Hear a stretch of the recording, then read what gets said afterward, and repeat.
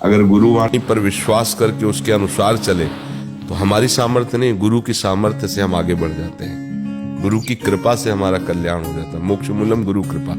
गुरु कृपा ही हमारे जीवन को दिव्यता से भर देती है। और मन की वृत्तियों में चल गए तो राक्षसी भाव आ जाता है, आसुरी भाव।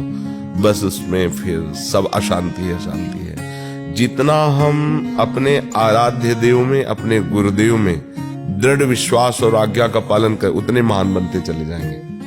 और जितना हम मन के अनुसार चलेंगे उतने ही हम गिरते चले जाएंगे, पतित होते चले जाएंगे। तो गुरुवाणी पर जो चलता है वो कोई वीर बहादुर होता, कायर पुरुष नहीं चल सकता। इसलिए जिसे आप सबकी वेशभूषा भी बहादुरों वाली ही होती है, अस्त्र शस्त्र से सुसज्जित, पर वैरागी है, अनुरागी है, भगवत मार्ग के पथिक हैं। पर वो इसीलिए कि हम कोई कायर नहीं है, कि ऐसा ना समझे कि मतलब बाबा जी का मतलब या भगवत मार्ग का पथिक। वैसे अगर तुम धर्म से नहीं चलते तो तुमसे निपटने के लिए हमारे अंदर सामर्थ्य भी है। गुरु साहब ने ये व्यवस्था इसीलिए की है कि जो धर्म से चल रहे हैं, अगर उनको कोई अधर्म के द्वारा सताना चाहे तो अपने जनों को इसीलिए तैयार किया है कि प्राण भले चले जाएं तो लेकिन उसका धर्म न जाने पाए। तो ये क्या हुआ, गुरुवाणी पर ही तो तैयार हुए ना गुरु। अच्छा, ये बाहरी अस्त्र हैं और अंदर के भी अस्त्र हैं। जो ज्ञान विज्ञान से संपन्न हो जाता है, गुरु कृपा संपन्न, उसे काम नहीं परास्त करता, उसे क्रोध नहीं परास्त करता, उसे लोभ नहीं परास्त। गुरु कृपा ऐसे उसे सजा के रखती है जैसे माँ अपने छोटे से बच्चे को दुलार करके रखती है। गुरु की कृपा हो जाए तो काल पर भी विजय पाई जा सकती है। और लोगों, ये काम क्रोध या लोगों की तो बात जाने दो। इसलिए चाहे जिस संप्रदाय में हो, चाहे जिस भावना का उपासक हो, अपने गुरु के वचनों पे दृढ़ रहना सीखे और सदैव अपने गुरु के समान किसी को भी बैठालने की कोशिश न करे। गुरु की जगह केवल गुरु, बस ये बात चूक ना होने पाए तो जीत जाएगा वो। हम क्या करते हैं, गुरु की जगह मन को बैठाल देते हैं। नहीं, गुरु ने कहा ऐसे चलना है तो मन से पूछते हैं ऐसे चलना है, वो कहता नहीं ऐसे ऐसे चलो, बस फिर बिगड़ गए।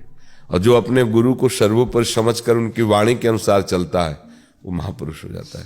एक बार हमने एक संत भगवान से सुना था कि एक गुरुदेव भगवान शिष्य को बहुत प्यार करते थे। तो उनके पुत्र ने कहा कि हम भी तो आपकी आज्ञा के अनुसार जी रहे हैं, चल रहे हैं, पर आपके पुत्र होते हुए हम आपसे वो प्यार नहीं पा रहे जो शिष्य पा रहा है।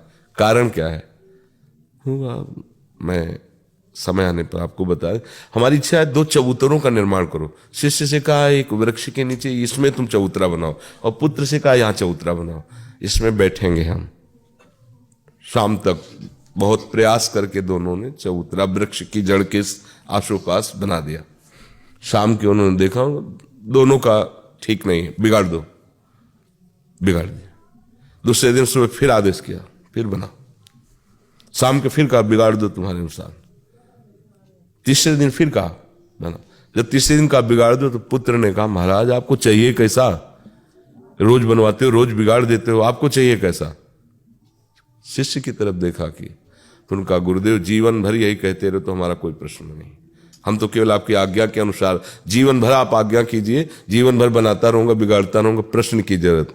तो पुत्र से कहा ये खास बात है इसमें, इसलिए हम इसको अधिक प्यार करते हैं। आज्ञा पालन, जो गुरु वाणी के अनुसार चलता है उसमें अहंकार नहीं होता। जो गुरु वाणी के अनुसार चलता है उसमें कोई विकार उसे पराजित नहीं कर सकता। गुरु कृपा कवच की तरह उसे सुरक्षित रखती है। तो ये जीवन बहुत दुर्लभ जीवन कहा गया शास्त्रों में।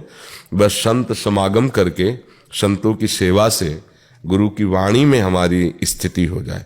जो हमारे गुरुदेव कहते हैं, जो गुरु साहब कहते हैं, जो वाणी जी कहती है, उसके अनुसार जीवन हो जाए तो चाहे वो गृहस्थी में रहे, चाहे वो विरक्ति में रहे, दोनों को भगवत प्राप्ति हो जाती है। बस ये कि गंदे भोजन और गंदी बातें देखना सुनना और गंदे पेय पदार्थ पीना, ये न गृहस्थी में होना चाहिए न विरक्ति में होना चाहिए। कहीं किसी के अगर ये होंगे तो फिर बनावटी श्रद्धा आप रखोगे गुरु पर, लेकिन असली श्रद्धा नहीं होगी। क्योंकि अभक्ष पदार्थ खाने से, अभक्ष पेय पीने से और जो हमें नहीं देखना चाहिए वो दृश्य देखने से, आजकल जैसे यंत्र भी हैं, जो हमें नहीं करना चाहिए वो करने से हमारा मन मलिन हो जाएगा। और मलिन मन ना गुरुदेव को पसंद है ना आराध्य देव को। निर्मल मन जन सो मोहि पावा।